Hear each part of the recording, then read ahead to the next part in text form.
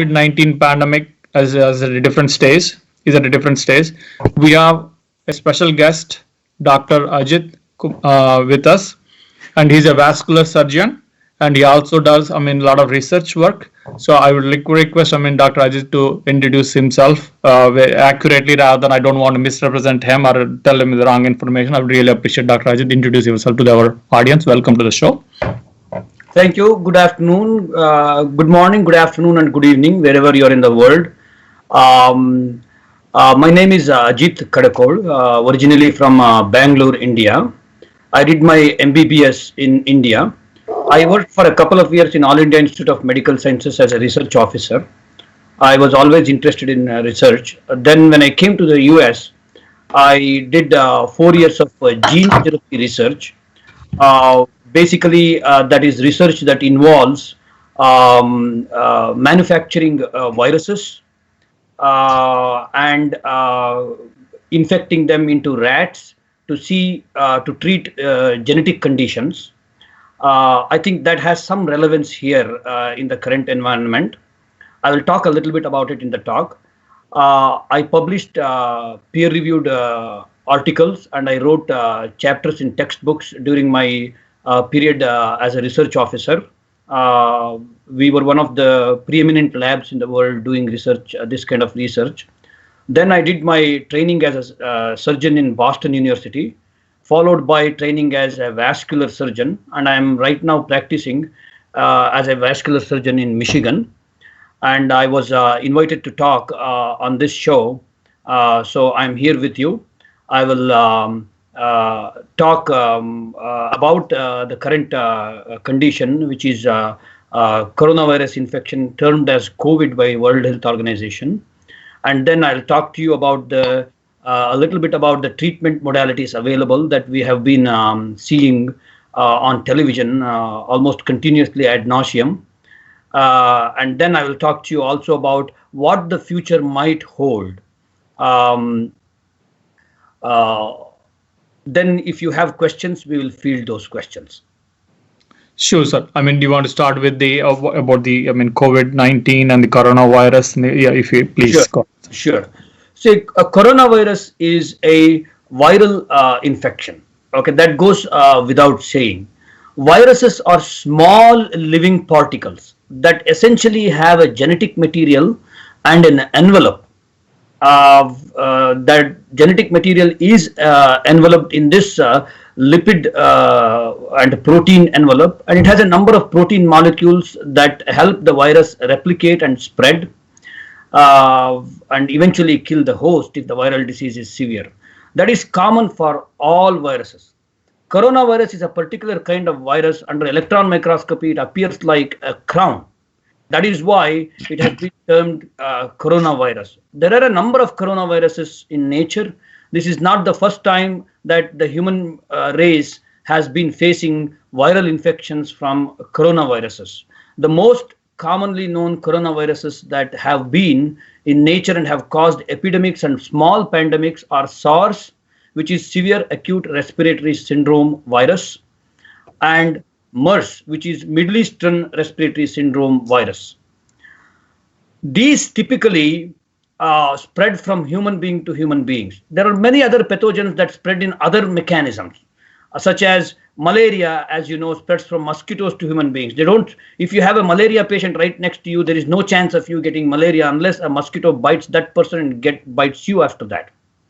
There are some other pathogens that spread through fomites or materials that are touched by infected people. Some viruses and spread through dog bites, for example, rabies. If somebody has rabies and he comes next to you, you won't get rabies. But these coronaviruses and some other viruses that cause respiratory illnesses are not like that. They spread from human being to human being. That's a very important factor to note.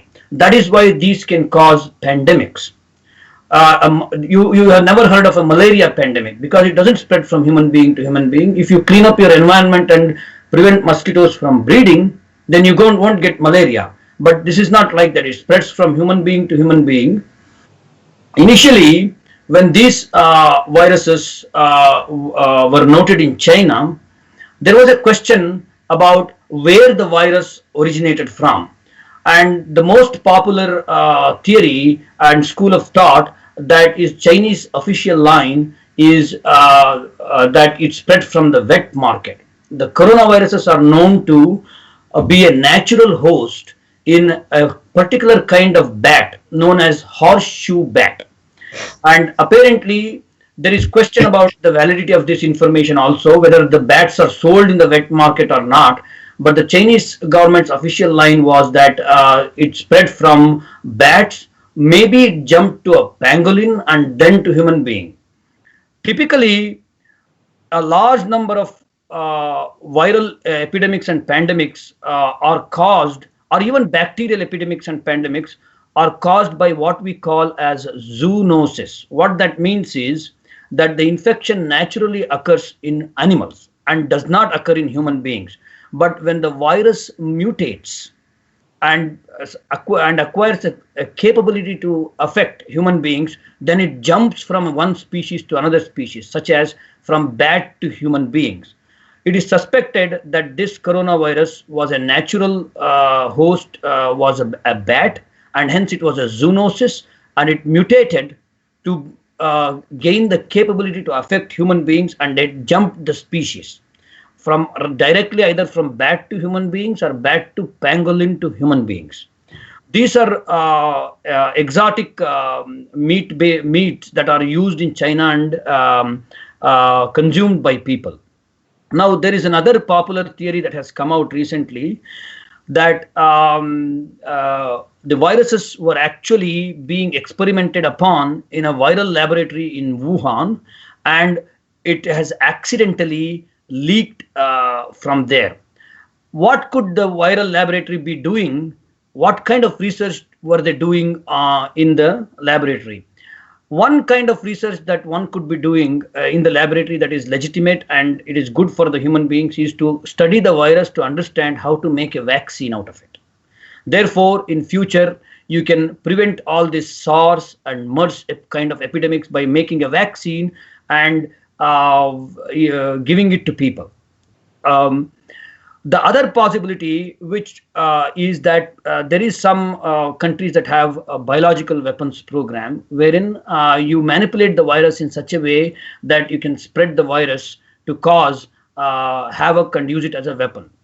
Of course, there is no one is claiming that this was a biological weapons program, and nobody knows, and we do not have any evidence to suggest that. But there is evidence and known research in Wuhan virus laboratory that they were working on coronavirus, and it could have accidentally leaked from that. And this information is in public domain now and is being discussed in TV channels. I will lay that matter to rest there, how the virus originated, whether from the wet market or the lab, and we'll go on to discuss a little bit about the disease itself. Like how I said, the virus spreads from human being to human being. When a given human being gets the disease, it is known that they get it by inhaling the virus through the mouth or the nose. It is thought that this virus mostly spreads by droplet method. That means to say when we talk, or typically when people sing, talk, small droplets of saliva escape from the mouth, and when people breathe also small droplets of nasal secretions escape. And if you are within 2 meters of the person who is talking, you can acquire the virus by inhaling those droplets. But if you are farther, then the chances of getting inhaling the droplets is low. That is why they are recommending social distancing, meaning that you stay away from people at a safe distance. Also, when the droplets fall on surfaces such as a door handle or a railing of a staircase or kitchen surfaces, and they survive on the surface for a while, and if you touch that surface and subsequently touch your face or nose or the eyes, you can transmit the virus to yourself. That is another method. That is why they are recommending that clean the surfaces with Kleenex, especially when you are around a person who has this disease, or especially in the hospitals. That is why you find in TV they're showing people spraying disinfectants. Another method of transmission, which we are not sure whether it happens with this virus or not, is more dangerous than the first two, which is called aerosolization. The virus is suspended into the air, into small particles, and it can then travel long distances. If the virus can be transmitted by aerosolization, then that's a little bit more dangerous, and it can spread more efficiently than with droplet or fomite method, and social distancing may or may not work. Now, this virus seems to be transmitting very efficiently. We do not know all the data, so we can also suspect that this virus may be transmitting through aerosolization. Now, once the virus comes into a host's body, it typically settles in the inner parts of the nose, called the nasopharynx, and the inner parts of the mouth, called the oropharynx, and subsequently goes to the lungs too, and starts multiplying there. Okay, once the virus multiplies, it starts causing the disease. It causes destruction of the cells, and especially most importantly in the lungs. When the virus infects the lungs, it causes what is called a viral pneumonia or viral pneumonitis, wherein the lungs become swollen, both by the destruction caused by the virus and the immunological reaction to it, and the lungs become very severely swollen. Then people cannot breathe well, their oxygen level in the blood goes down, and they may require hospitalization and extra supplemental oxygen. If they become more sick, they may end up needing intubation and ventilation, wherein they cannot breathe for themselves. An artificial machine called the ventilator breathes for them, and if they recover, then you take off the ventilator, the lung recovers and they can start breathing on their own. Or if they do not recover and the disease becomes more severe, unfortunately in such cases people die. Now, once the virus is in the body, what symptoms can it cause? This virus behaves in some ways. There are many other viruses that cause similar infections, such as the rhinoviruses, which are the most common viruses that cause the cold-like symptoms and seasonal colds that we have. Then respiratory syncytial virus, and orthomyxo and paramyxo viruses, which are influenza viruses and para-influenza viruses that cause diseases like this. The other category now we know most famously is the coronavirus category that causes similar illnesses. They can cause a number of symptoms, such as running nose, irritation in the nose, sneezing, coughing, irritation in the throat, muscle aches, body aches, fever, and difficulty in breathing, and cough with sputum. Now, the most serious of them are the difficulty in breathing and coughing with sputum production, which is evidence of infection of the lungs. Fortunately, this virus, in about 80% of people that it causes symptoms, they are mild. There are a certain number of people that it is suspected that about a quarter of them are completely asymptomatic. They get the virus, they get immunity from it after some time, but they completely remain asymptomatic. They do not know that they even have the virus. And of the people who get symptoms, 80% of them are mild symptoms. They get a mild cold-like illness that gets better within a few days on its own. But about 20% of them get severe and critical illness. 15% get severe illness, which means that they will need to be in a hospital. They cannot be treated at home by just isolation. They need to get nasal cannula, extra oxygen. They need to be watched carefully to see whether they are deteriorating or not, or improving. And 5% of them get critical illness, which is they cannot even breathe for themselves. If they are left alone, they will just pass. Such people require ICU admission and a treatment called mechanical ventilation. And then if they recover, you take off the ventilator, as I said earlier. But if they don't recover, they may even die. These are the cases. These critically ill patients and severely ill patients are the cases in which we are seeing mortality. Now, the mortality rate roughly was originally thought to be 1, 2, or 3%, but slowly we are seeing it's in the range of 5 to 6% in the United States. This is what makes this condition such a big public emergency, that it is spreading so fast, so many people are being affected, and it is causing a high mortality. In influenza, which causes about 50,000 deaths annually in the United States, the mortality rate is 0.1%. Today, if you just calculate, there are roughly 1.1 million cases in the United States, and about 64,000 people have died. If you calculate, the mortality is very close to 6%. So if influenza's mortality is 0.1%, you can easily see it, the mortality from this condition is 50 to 60%. So if anybody has a question why all these measures of social distancing, restricting, lockout, hurting the economy so badly, the answer is right there. If you let this virus just run through the country without doing any restrictions, and if it is just spreading just as efficiently as influenza, even though this virus appears to be spreading much more efficiently than influenza, if you presume that this virus is spreading only as efficiently as influenza, then if 50,000 people are dying from influenza every year, you can just imagine 50 to 60 times that mortality will be 2 to 2.5 million deaths. So if you do not do any social distancing, any economic lockdowns, and just allow the virus to run through the system, there may be a very high mortality. And that is why you saw the initial projections wherein scientists came and said there will be large number of deaths. And even the president came and said, if you are able to restrict the mortality under 100,000, that is a big victory. That is where these numbers come from. Okay. Now we can talk a little bit about the epidemiology of the virus, how it spreads, and what is happening. Now, I told you that it is spreading from human to human, and it is spreading very efficiently. But the biggest Achilles heel in the entire pandemic is the pre-symptomatic and asymptomatic people spreading the virus.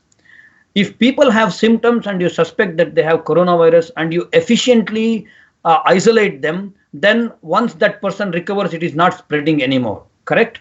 But what if people don't know that they have? They're mixing with people, they're walking around, they're going to grocery stores, supermarkets. These are the people who are asymptomatic and pre-symptomatic. People who are even going to develop symptoms may not develop it for several days after they are shedding the virus through their oral and nasal cavities. Such pre-symptomatic and asymptomatic people account for about 50% of all the people that are shedding the virus. And that is the biggest Achilles heel for epidemiologists in preventing the spread of this virus. That is why the lockdowns and all the strict measures. Now, probably the best way of preventing the spread is what is called a herd immunity development, which is if a large section of the population, 52% to 2/3 of the population, develop immunity against this virus, that is when the spread will stop. We'll talk about it a little bit when we come to the future, what future holds. But I'll just throw it there when it comes to epidemiology, that the best way to prevent future epidemics or pandemics or the spread of the large scale spread of the virus is when the population, a large section of the population, develops what we call as herd immunity. Now we'll move on to the treatment aspect of the virus. There is some talk about prophylaxis with chloroquine for this virus, which is of unproven effectiveness. But what that means is before you get the virus, you take a chloroquine or hydrochloroquine on a daily or even weekly basis. In India, there are some guidelines towards that, but we are not going to talk about prophylaxis because it is unproven. When a person gets the viral infection and they have mild symptoms, then they do not need any treatment, like cold. You take Tylenol. They are recommending against Motrin or ibuprofen because there is some evidence that it may be detrimental. So you should stay away from Tylenol, from Motrin or ibuprofen, but you can take Tylenol if you get it. And if you take vitamin C and zinc, it is known to be of value in boosting up your system to fight against the virus. But when people are unable to breathe well or their oxygen level in blood is low, typically a healthy person has oxygen levels upwards of 93-94% in blood. But if it is lower than that, they're unable to breathe well, they're short of breath. Those are the people that require hospital admission. And in the hospital, the primary measures of treatment right now are not medications, but support, what we call supportive care. What that means is you get oxygen if you need oxygen. If you are dehydrated, you give fluids. If you have fever, you get Tylenol, and they watch you closely. They hook you up to a monitor which will continuously be showing how much oxygen you have. If you have low oxygen, then they'll be able to identify such people who are more severe pneumonia. They may need intubation. I'll talk a little bit about what a ventilator is, because we are hearing so much about ventilator and nobody tells you what they are. A ventilator is a mechanical device that breathes for you. Typically, when a human being or any animal breathes, we contract our diaphragm and create a negative pressure in the chest, and the lung is like a balloon. Because of the negative pressure, the lung expands and the air automatically goes in from the surrounding environment. That is the mechanism with which we breathe. And when after a few seconds, oxygen will be absorbed from the air and carbon dioxide from the body will be put in the air in the lungs, and the diaphragm relaxes and squeezes the balloon, which is the lungs, and the air automatically comes out. That is how people breathe. But when the lungs become swollen and they're unable to expand like a balloon, and the surface of the lungs, when it becomes swollen, they're also not able to transmit oxygen efficiently from the air into the blood. That is when you need a ventilator. What it does is we put a tube down your throat into the windpipe and then hook it up to this machine. And the machine is set to certain parameters. We tell the machine on the command screen, pump 500 cc's of air every time you pump, and pump it at 15 times a minute, and pump it up with this pressure into the lungs and with this much oxygen. You may need 100. The natural oxygen is 21% in air, but some people may need even 100% oxygen when they are severely ill, and progressively when they get better, they may need less oxygen. So when you input all these commands into the machine has a pump that pumps air through the tube every minute 15 times, and that is called mechanical ventilation. And the machine breathes for the person.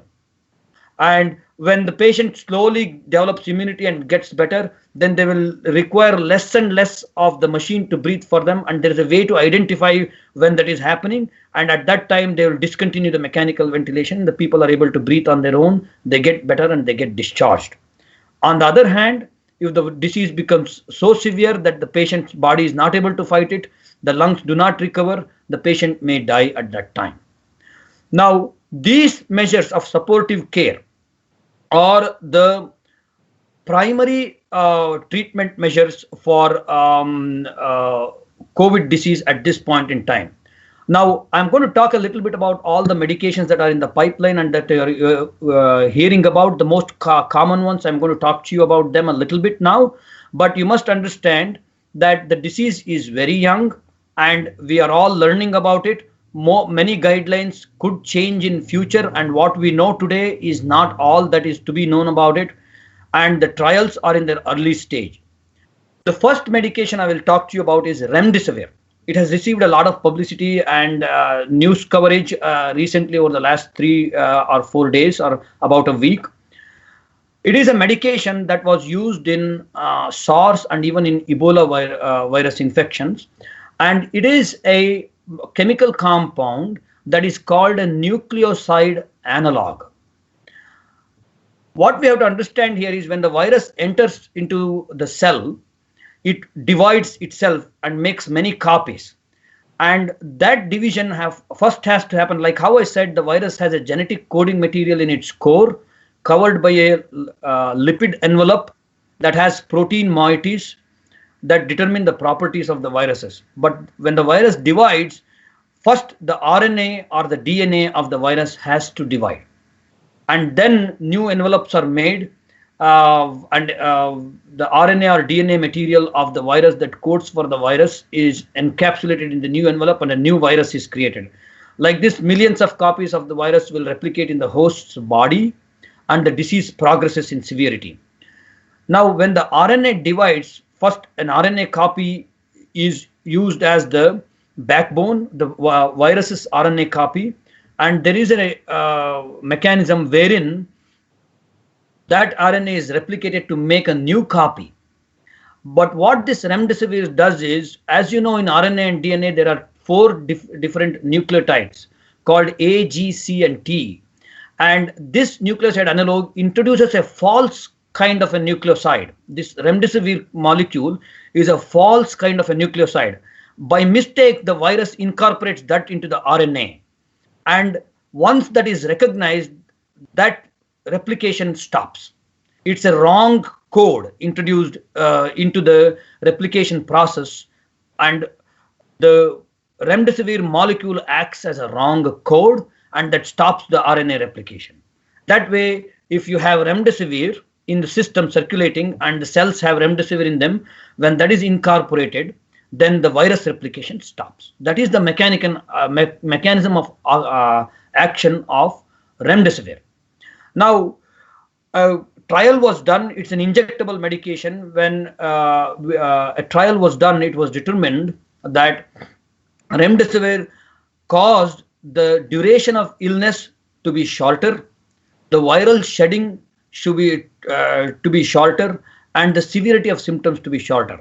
There are several parameters that they are looking at: the severity of symptoms, duration of illness, how long the virus is being shed, how many of the people who are treated require oxygen, how many people don't require oxygen when you're on remdesivir, so on and so forth, how many people require quickly, and ultimately how many less people die if you give this medication versus if you don't give this medication. So they found encouraging results, and that is why remdesivir is receiving this much publicity. And if it is approved for emergency use and it is used in large number of patients, then in future we will know how effective this medication is. But now it holds significant amount of promise. Now the next set of medications that have received a lot of publicity is hydroxychloroquine and chloroquine.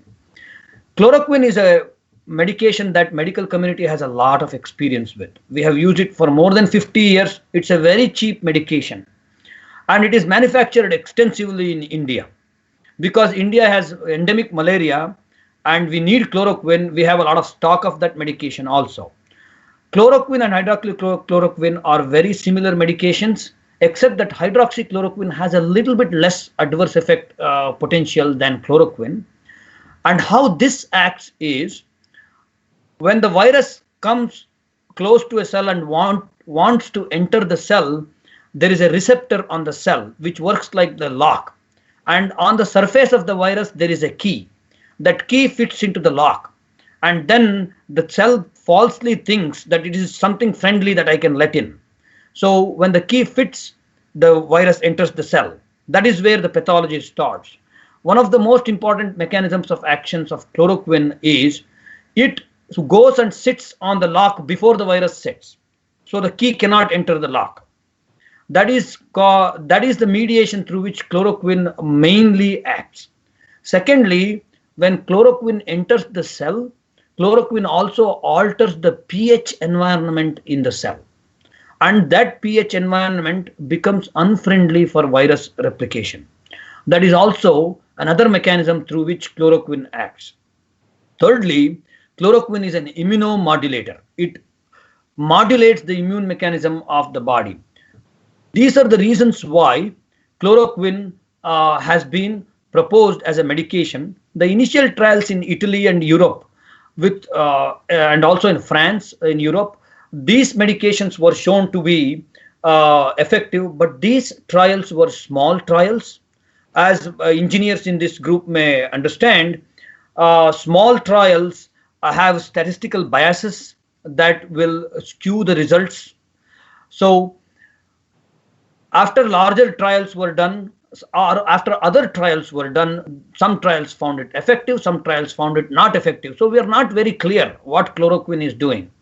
So the recommendation currently for chloroquine in the United States is that it is used only in the hospital, and it is used in severely sick patients, and it should be used in the setting of a trial.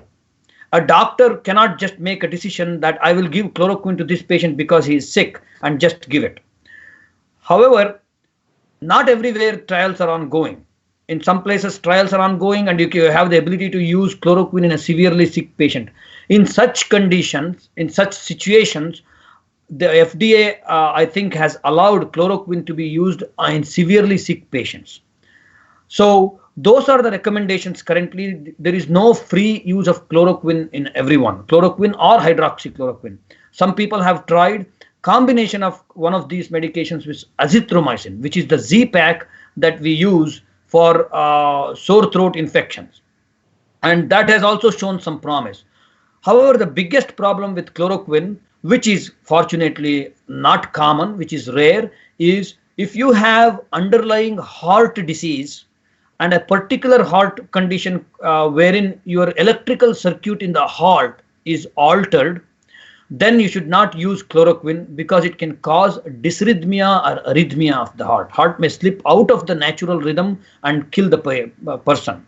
So, but fortunately, these predisposing conditions are rare, and it can be easily detected by doing an EKG, in who you should not use chloroquine. Okay, so if chloroquine pans out to be very effective in use in COVID infections, we can use chloroquine on a larger scale as the adverse effect profile is friendly. The third thing that has been in news a lot these days that people may be interested to know is plasma therapy, which is if somebody has gotten COVID already and recovered and his plasma has antibodies, why can't we just take the antibodies and inject into another person? And that person who has COVID infection will then clear the virus. They have, in small trials, they have found very encouraging results with plasma therapy, wherein, like how I said earlier, the various parameters of the illness, such as how long the duration of the illness is, how many require oxygen, how many don't require oxygen, how long they shed the virus, how many people die, how many people don't die. These parameters have been checked with this plasma therapy also, and they have found some encouraging results. And that is why this is in news. There are some logistical problems with plasma therapy, though. It cannot be like a medication that can be manufactured in a factory. You have to have a person that donates plasma, and you have to have a large number of people that donate plasma, and then you take plasma from them. You have to check the efficacy. One person's antibody may not be as effective as another person's, so you are injecting the antibodies hoping that the disease will cure, but it may not cure because you have not checked the efficiency of this antibody. So you have to check the efficiency of the antibody first that you have collected, and then collect it, store it, transport it, and use it. There are a lot of logistical issues that you have to understand, but it is an encouraging opening, and it will probably see more use in future, and we will know an answer as to how effective or how much it can be used or not. There are other medications also, such as anti-HIV medications. A recent trial showed that they are not effective. So these medications are coming in pipeline. At this present stage where we are, the first thing that everybody has to understand is prevention is the key. In future, if vaccines come into the picture, then that will be a big shot in our arm in preventing the disease. Right now, social distancing, healthy habits, cleaning surfaces, using Kleenex to clean surfaces, so on and so forth, that we are seeing, using masks to prevent inhaling material that are infective, are all the best methods. If somebody gets sick, they should be isolated at home. If they get sick enough to be admitted to the hospital, they need the hospital admission, potentially just oxygen, hopefully not mechanical ventilation. If they need mechanical ventilation, then they get it. and then the medications will be tried in that setting. So you are hearing a lot about all these medications. Please understand that this is not for everyone. This is for hospitalized patients that are very sick, and these are being used. Hopefully these pan out to be useful. Now, before we take questions, we'll talk a few minutes about the future, what future holds. Everybody is concerned. Now, somebody said, Jaan hai to jahan hai. So that's why we prevent getting this disease, so we preserve our life. But Jaan is not just the only important thing. We also want Jahan, which is we want a good economy. So people are talking about opening the lockdown and letting people work. The richer people have money stored in banks so they can use it for food, but people who live from paycheck to paycheck, who do not have enough money, are the ones who are suffering, who unfortunately form a large section of our population. So we have to think about it, and we have to think compassionately about it when to open the economy. The biggest question when we open the economy, with respect to the medical angle, which I will talk to you, is will the virus spread again? That is the biggest question uppermost in everybody's mind. And I have to I tell you that I feel that there is a significant risk of the virus spreading again and infecting a large number of people, especially if it infects elderly people. Then that is a big problem. They may have a high mortality and they may not live.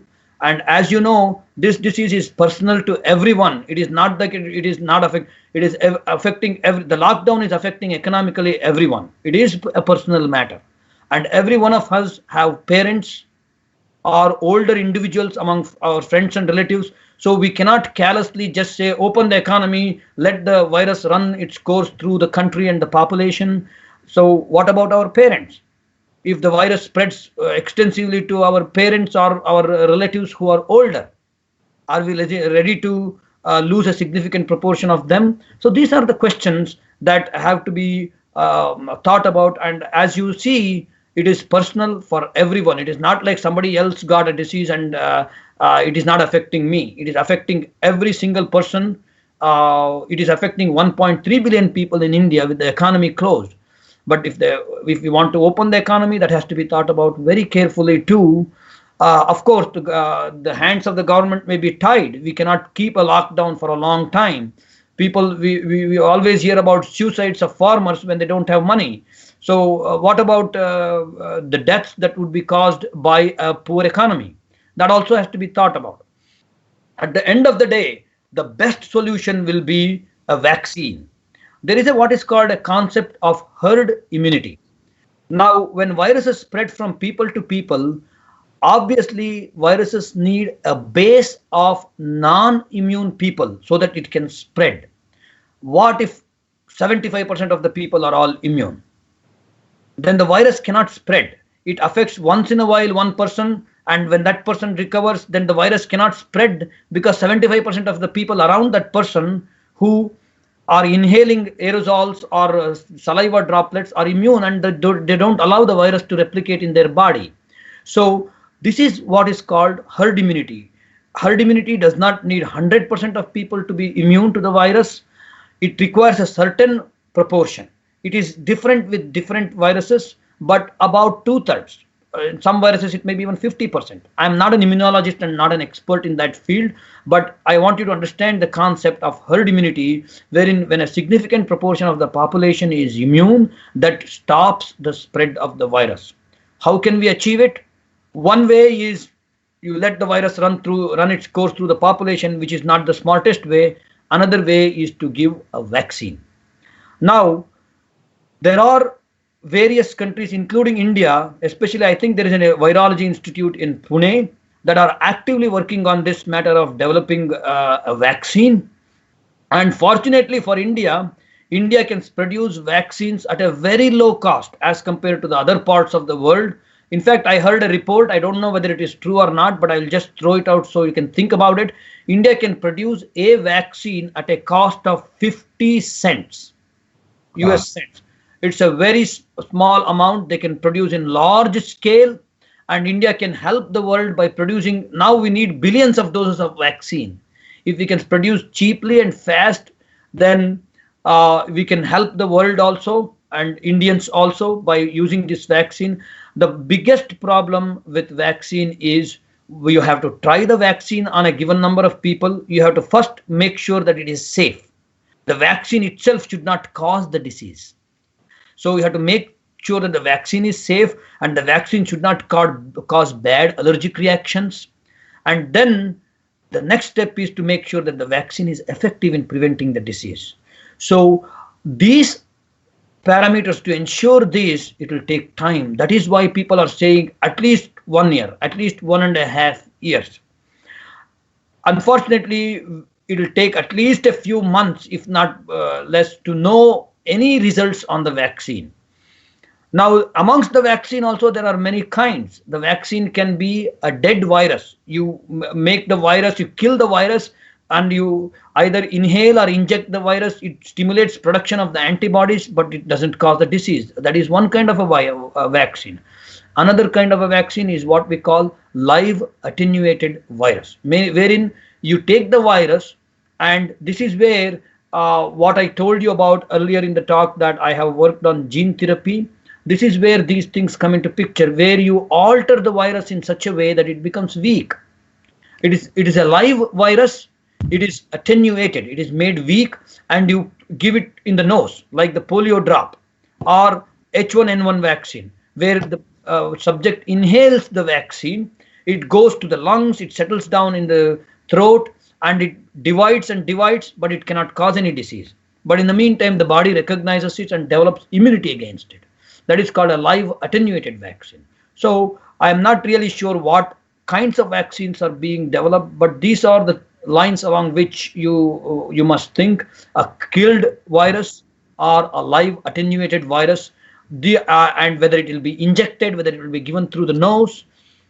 So when it is given through the natural pathways, it is usually more effective rather than if you inhale this vaccine through the nose, maybe it will be more effective than if you inject. This is known in case of polio vaccine. That's why initially they started using injectable polio vaccine. Later on, they made polio drops that are given in the nose because they found out that it is more effective. So we are hoping that once the economy is opened, it does not spread, though there are fears to the contrary. And we are hoping that we develop a vaccine and we end up fighting this pandemic. So with that positive tone, I will end my talk here, and we'll be able to take some questions. Thank you very much, Dr. Ajit, for giving all the information about, what is this virus, and then the remedies, and then what holds in the future for us, which very well laid and very well presented. And thank you very much. And question for you is from my side. There are multiple medicines you talked about. But at the same time, there are different approaches. I see. One is the pH based, and another is RNA based. Dr. Ajit, are you there? Yeah. Okay. And another one says a DNA based, and another is a plasma. Like a protein. Antibodies remedy. So we read all these things as a layman. Okay, we understand. There's a difference, but we don't know why there are multiple approaches to solve one problem. So I would really appreciate if you can help us out in why are they each research lab is taking a different path to get a solution to this particular pandemic, virus right now. See, whenever we have, are you able to hear me? Yes, we can hear you. Whenever you have any disease condition, we try to understand the condition and look at where are the weakest links and where we can attack.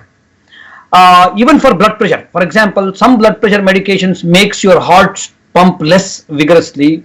Some blood pressure medications makes the blood vessel wall less resistant. So some blood pressure medications actually go and inhibit the hormone that causes the blood pressure to rise.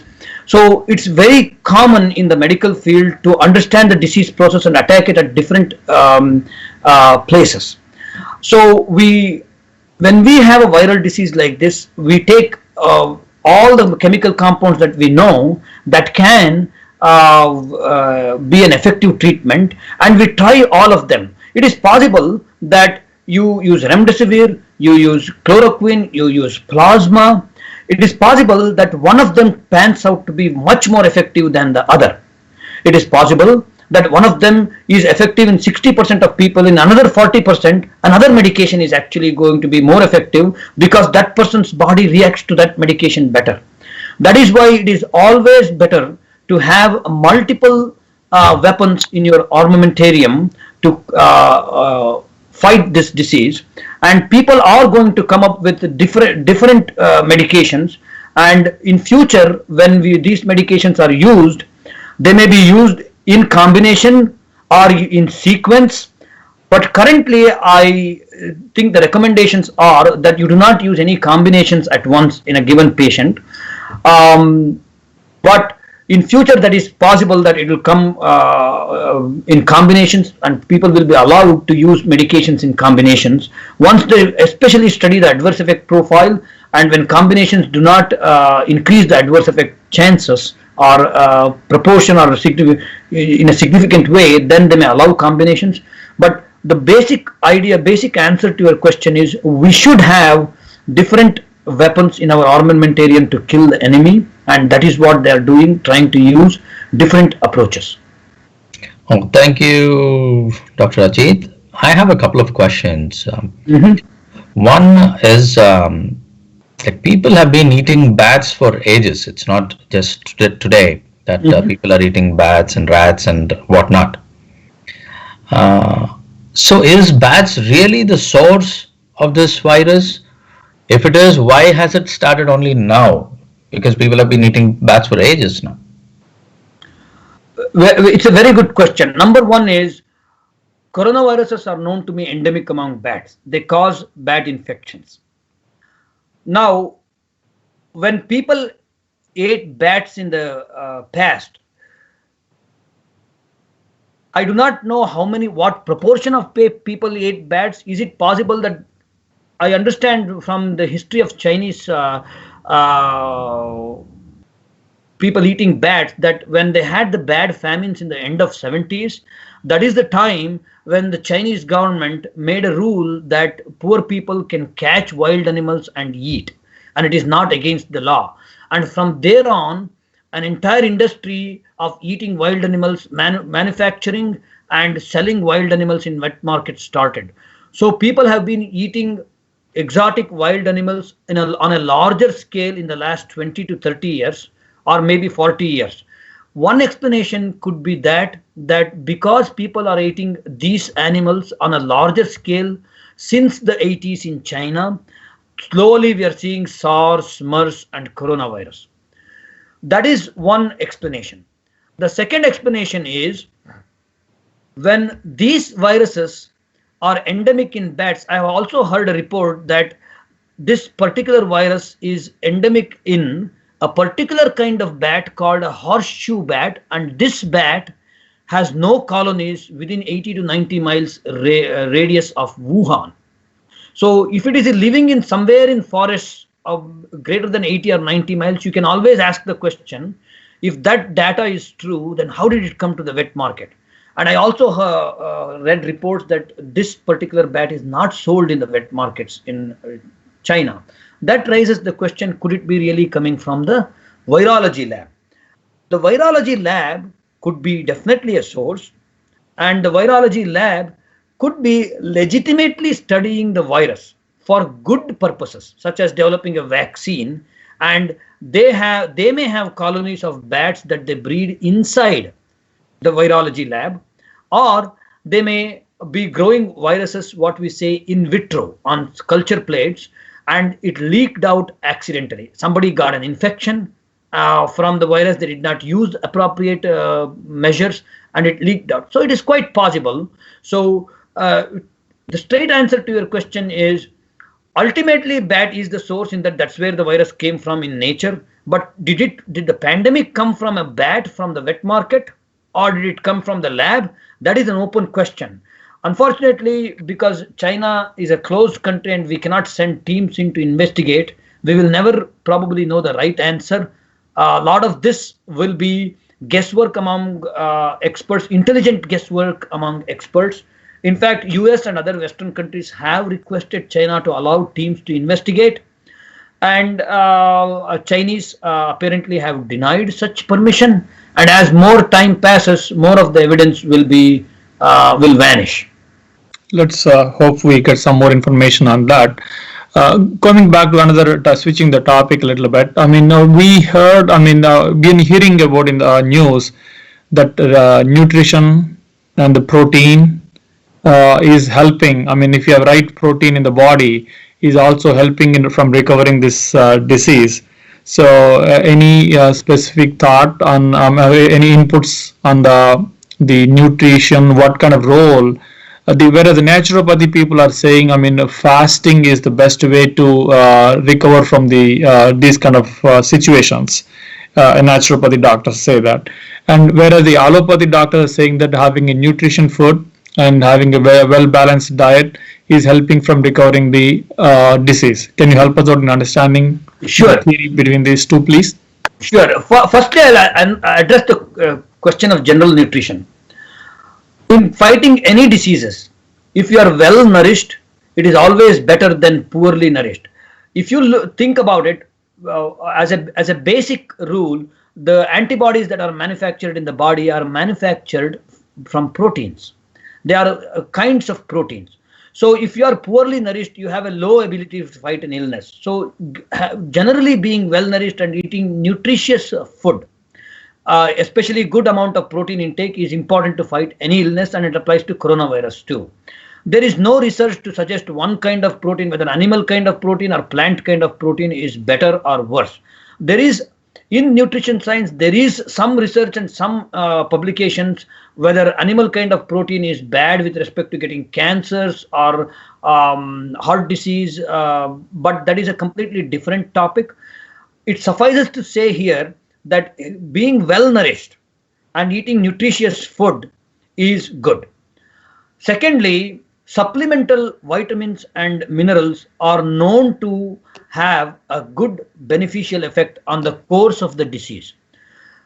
Particularly vitamin C and zinc have been recommended. Vitamin C, you take 500 or 1000 milligrams a day as a supplement every day.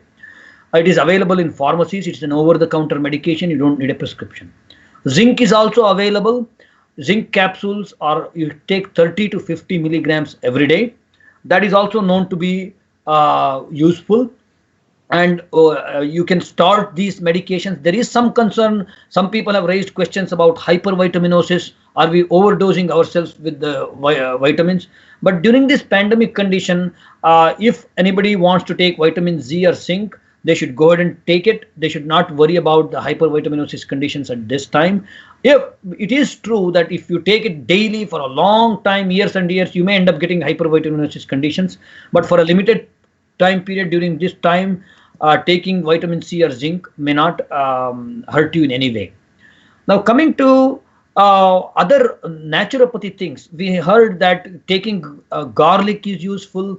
Taking other kinds of medicines, Ayurvedic medicines, is useful in boosting up your system to respond to this.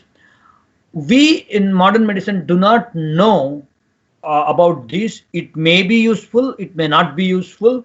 As long as these other methods, such as using garlic in cooking or using Ayurvedic medications, do not have any adverse effects, we do not have anything against them to recommend. You are free to use them. Of course, garlic is used daily in Indian cooking, and we know that it does not have any adverse effects. And if you feel more comfortable, if you have read reports that garlic is helpful, you can cook, use garlic in your cooking and eat it. We do not have any recommendations against it. Now, coming to prophylaxis with chloroquine, Indian government, I think, has issued some guidelines, and there are some trials too, of weekly versus daily prophylaxis with chloroquine.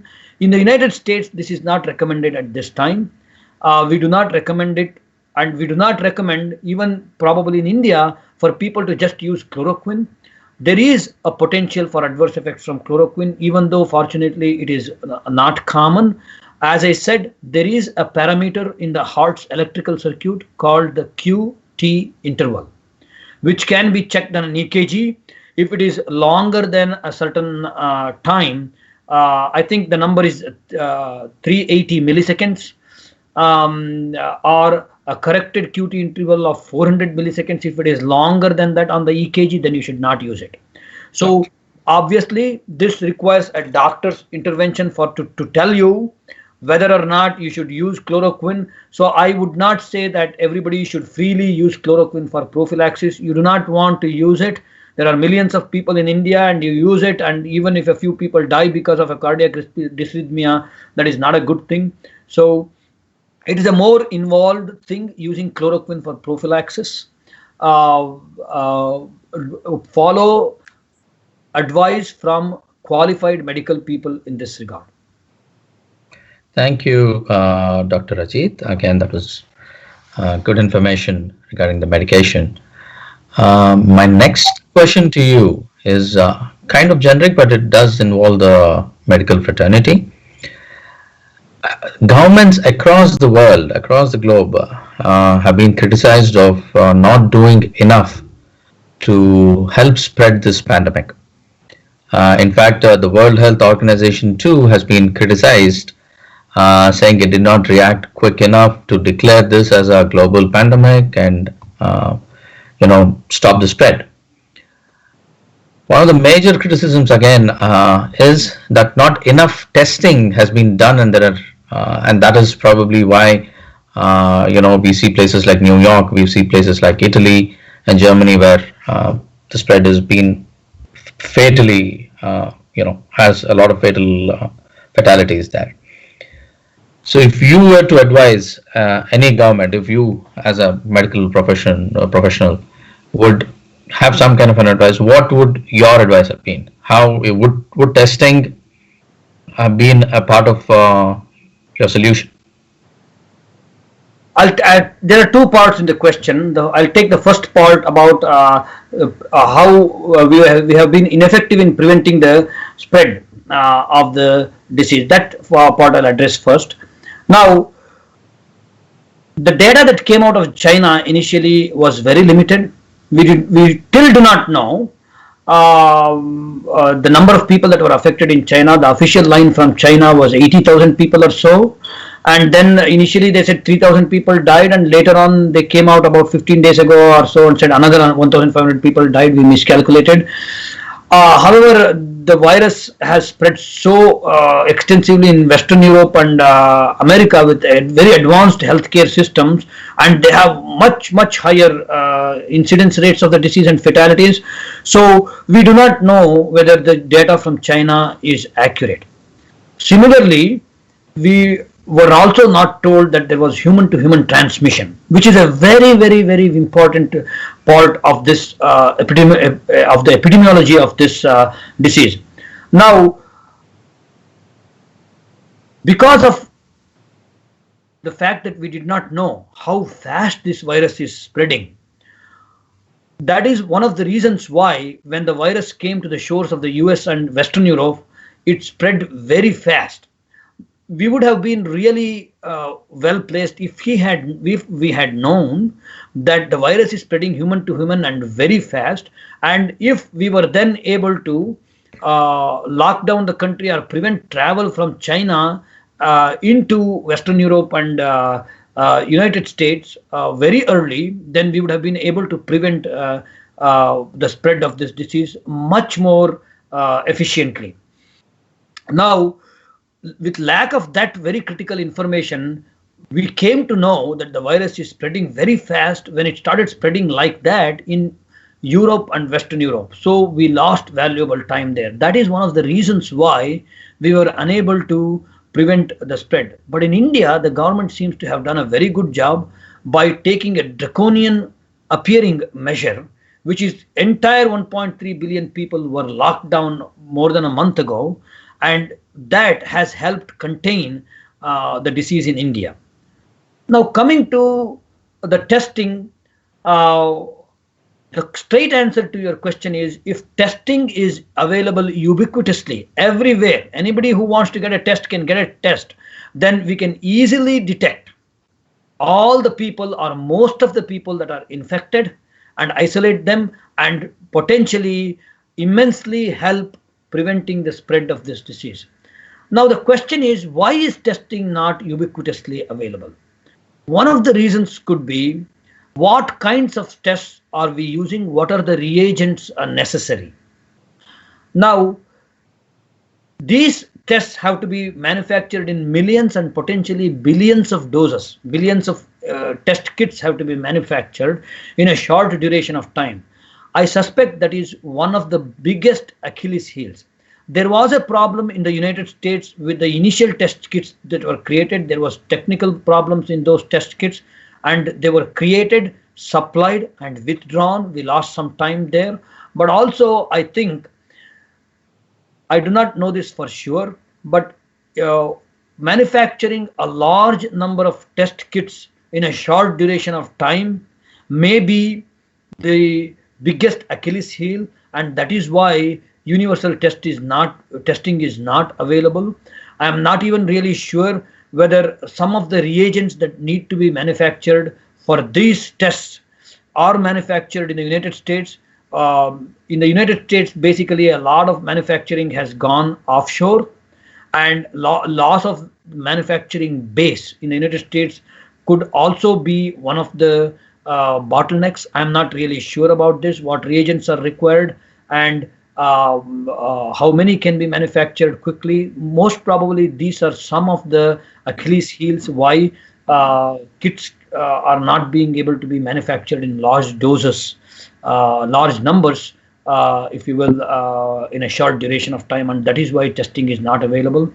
Given this, again, the best methods of social distancing, which we are following right now.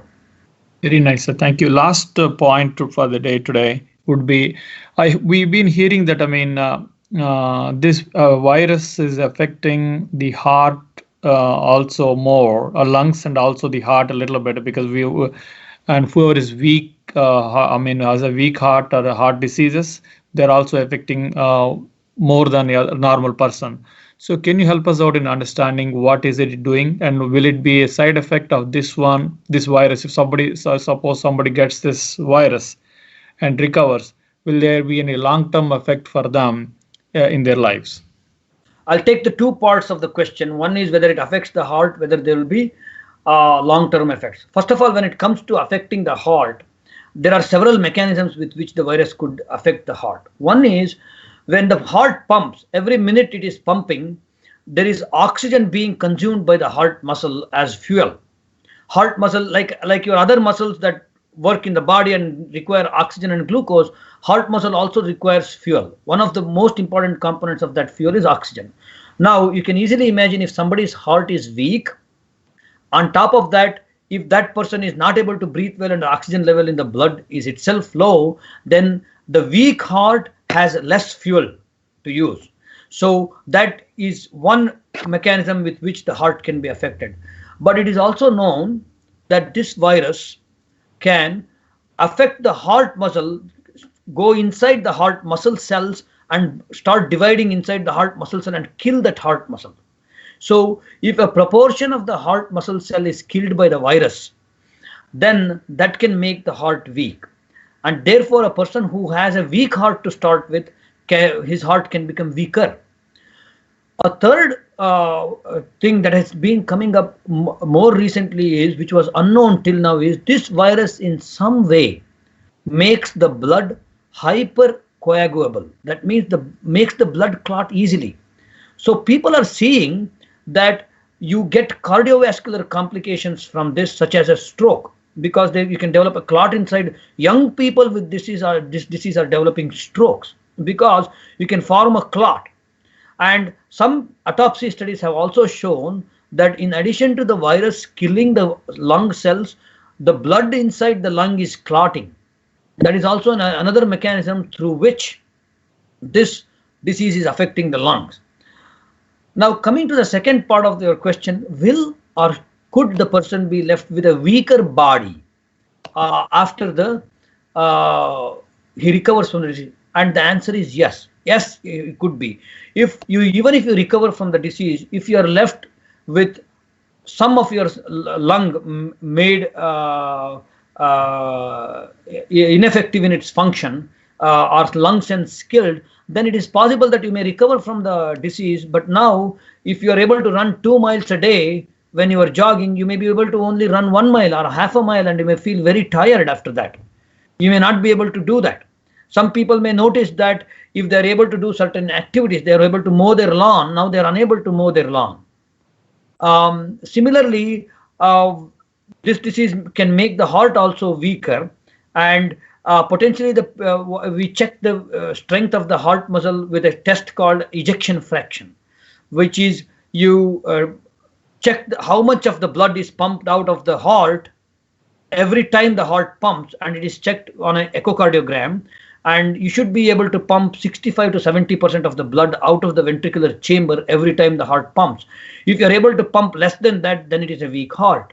Let us say you had a weaker heart to start with, or you were able to pump only 50%. Now, after you recover, you're able to pump only 40% of the blood. Then you may feel very weak. You may not be able to walk from your home to the grocery store, and you will feel tired. You will feel short of breath. So yes, this disease can leave people weaker than before, even if they recover. And unfortunately, when we calculate the impact of a disease in terms of mortality rates, these people who are left weaker are not dead, but they have a very poor quality of life.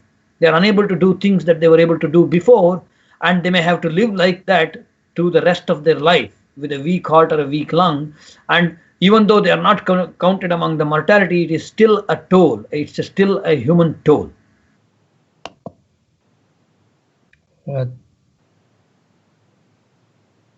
Thank you, Dr. Ajit. Well, I guess we'll end the show.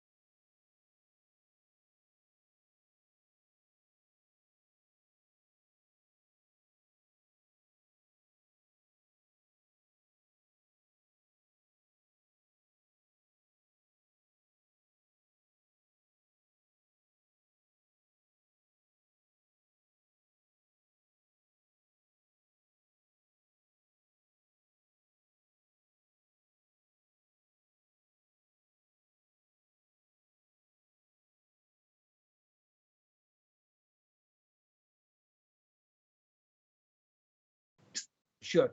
I thank you for the opportunity to speak. Of course, it's a large topic. I could not cover everything, but I tried to gear the talk so that I can cover the matters that interest people mostly, and give some valuable advice. The most important thing at this point in time is that everybody has to stay safe. They have to follow the guidelines issued by the government. At an individual level, wear a mask even when you go to a grocery store. That is the current recommendation. Isolate the people who are sick. Of course, it may be a little bit tedious at home to clean every surface and wear mask and isolate people, but remember, it will be only for 7 to 10 days, and it's a very small part of your life. Cleaning the surfaces repeatedly or taking the extra effort is only for 7 to 10 days, a very small time in your life. If any of your family members get affected, follow the protocol strictly. We do not want any mortalities from this. So we should stay safe and follow all the recommendations. And if somebody gets sick, consult a doctor and follow the recommendations from experts. Do not do anything at home by yourself. Hopefully, this will all be behind us. Hopefully, the human race will learn from something from this and move forward to a better place. Thank you very much, Dr. Ajit, for your time and all the services you and your all medical team does. Thank you. Have a nice rest of the day. Okay. Thank you very much. Bye bye. Thank you.